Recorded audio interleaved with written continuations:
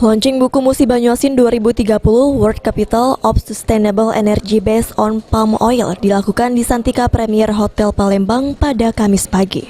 Buku ini berisi tentang visi MUBA dalam hal memproduksi energi terbarukan dari kelapa sawit untuk menggantikan sumber energi fosil menjadi salah satu upaya pengembangan pengelolaan kelapa sawit. Bupati MUBA Dodi Reza Alex Nurdin menjelaskan apa yang tertulis dalam buku ini merupakan gambaran tentang yang sudah dikerjakan di MUBA, mulai dari peremajaan kebun kelapa sawit yang hampir mencapai 20.000 hektar sejak 3 tahun lalu dan ditargetkan hingga 2025 akan mencapai 25.000 hektar untuk menjadi jaminan suplai. Melalui konsep yang ada, nantinya kelapa sawit tidak hanya menghasilkan CPO, namun juga IVO Industrial Vegetable Oil yang akan diproses menjadi bensin sawit dan menggantikan energi fosil. Buku ini merupakan sebuah gambaran koleksi utuh dari mulai hulu sampai hilir, di mana goalnya nanti di 2030 Musi Banyuasin akan menjadi World Capital of Renewable Energy based on palm oil.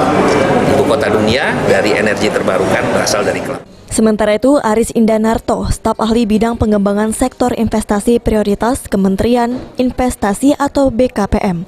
Pengembangan yang dilakukan MUBA pada sektor industri yang dipaparkan dalam buku ini akan didukung dengan cara mencairkan investor, karena potensi sawit di MUBA sangat baik.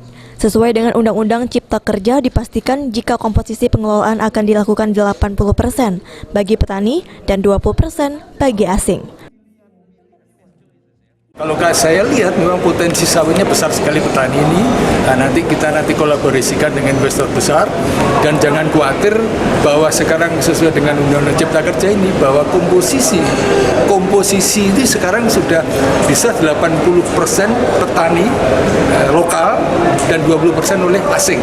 Nah, ini suatu kelebihan daripada arahan juga dari kebijakan pemerintah sekarang untuk bagaimana meningkatkan pengusaha kecil petani itu bisa naik. Sandi Pratama, PAL TV.